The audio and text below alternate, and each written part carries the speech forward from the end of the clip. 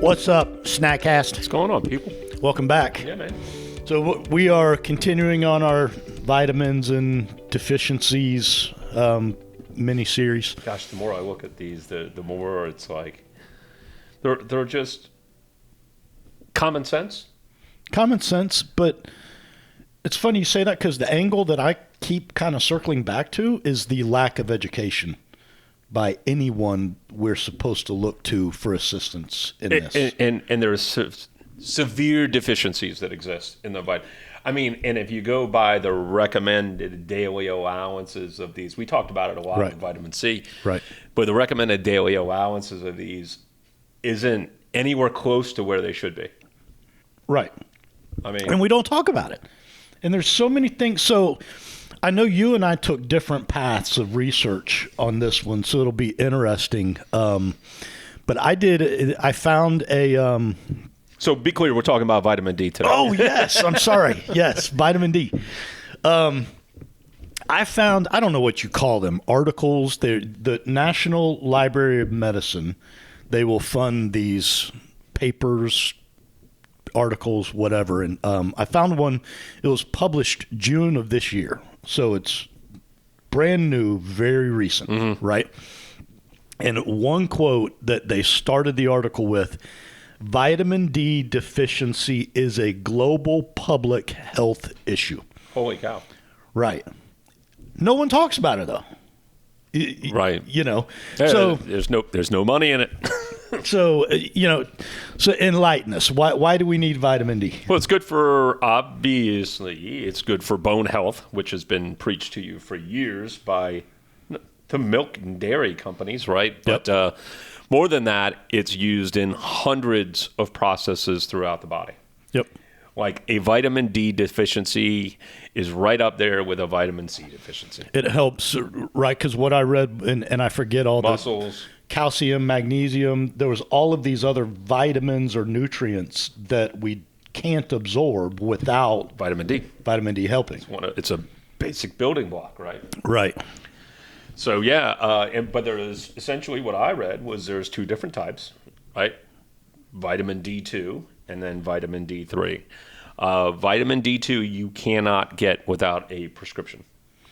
And Dr. Ken Berry, and Wise My Doctor Told Me, he went on to say that vitamin D3, because it's a prescription, it's inclined that's automatically the better one to go get. D2. D2 is the one where you have to get a script. D2 is the one you have to get a script. Sorry. Yeah.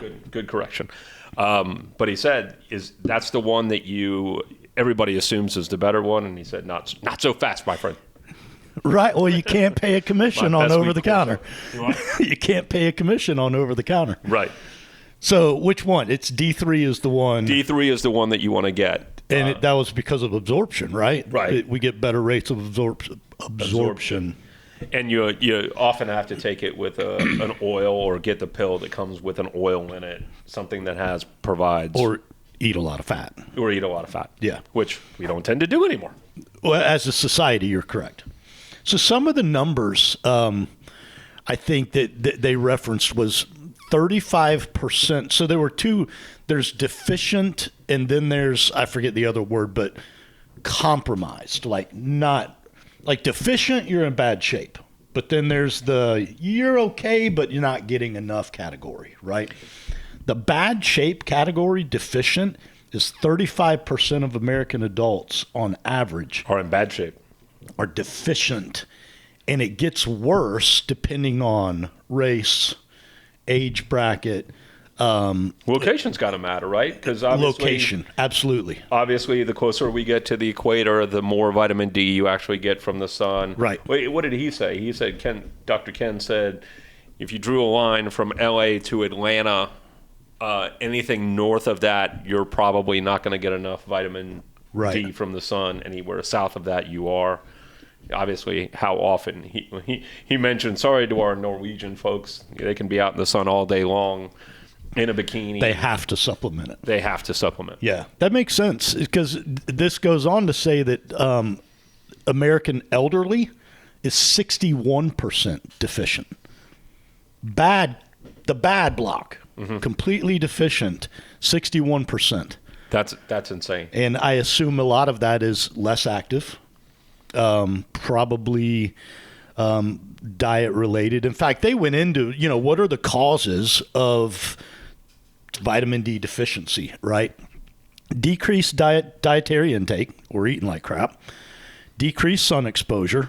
Welcome to 2022, right? Where everybody's doing this in their leisure time. These are where they're hard to pronounce. Hang with me, Polk County educated. Decreased endogenous synthesis. Basically, you have a compromised liver. Okay. Right. Increased hepatic catabolism. Okay. Do tell. Other meds.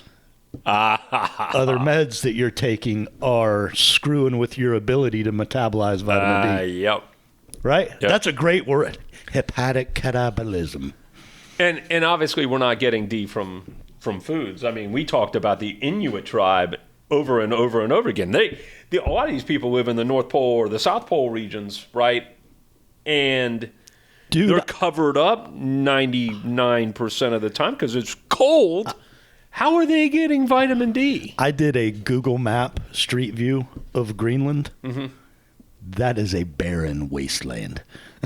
There's nothing. But they're getting vitamin D from food, right? They're fat, blubber.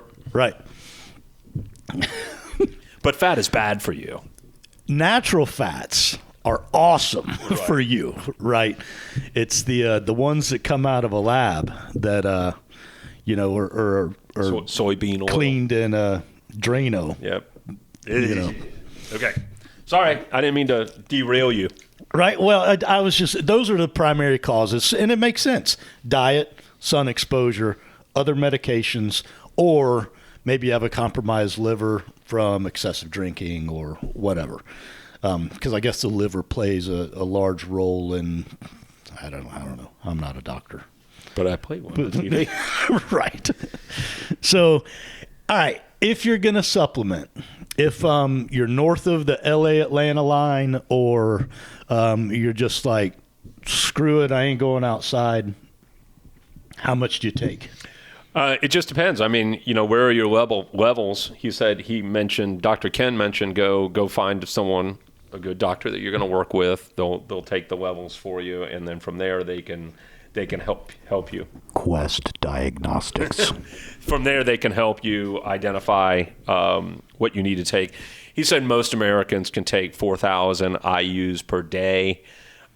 Just depends on what kind they take, and do they take it, how they take it, and are they absorbing it properly. He said from his research, there has never been an OD from vitamin D, but it doesn't mean you're not going to be a little bit miserable. Stomach pains, that type of stuff, if you overdose it, Yeah, and so the article on the National Libraries of Medicine was fairly close. They recommended initial supplementation for 8 weeks at 6,000 IU daily, and then after the 8 weeks, a daily maintenance dose of 1,000 to 2,000 international units. It's funny, the Amazon I saw has one of the highly recommended ones was 5,000 IUs daily, came in a 180 pack. It was like $14, and it had olive oil in it. That's super cheap. Yeah. Holy schmoly. Right? One pill a day for 6 months for $14? Yeah. And had olive oil in it, so you don't have to supplement if you don't taking in enough fat. Well, they did recommend, if you're in the compromised categories like elderly, the African Americans tend to be more deficient. They did recommend higher daily doses, depending on kind of where you're at. So to your point, I guess, check with your doctor or go get lab work and analyze where you're at. He said there was one unique added benefit. Did you hear about that one?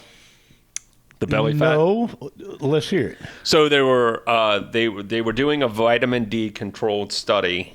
The people got, I forgot, 6,000 IUs per day of vitamin D, and the other group did not get it.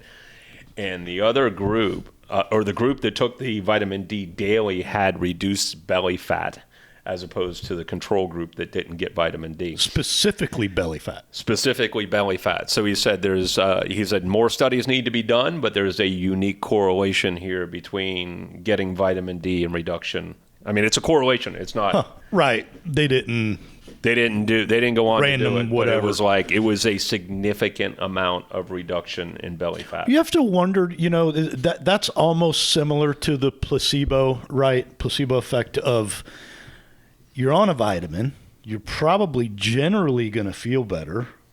So you're probably a little more active. You're probably more conscious not to, hit the burger sling and, vitamin D is 4,000 good for muscle health, right? Right. Pain, muscle health. Well, some studies, the NLM, they said are now showing an association between vitamin D deficiency and cancer, cardiovascular disease, diabetes, autoimmune diseases, and depression. Wow. Vitamin D. Who knew? Man, it's right up there. Yeah. So very important. It's good stuff. Do your own homework. I'm probably going to see about getting mine checked a couple times a year, just to get on that Amazon subscription. We say it all the time. We're in Florida and you and I both like to play outside and work outside, but certainly something to pay attention to, keep track of. Yeah. So, all right, let's do it. Questions, comments, concerns, hit us at snackcast@yes.fit. Stay moving. See ya.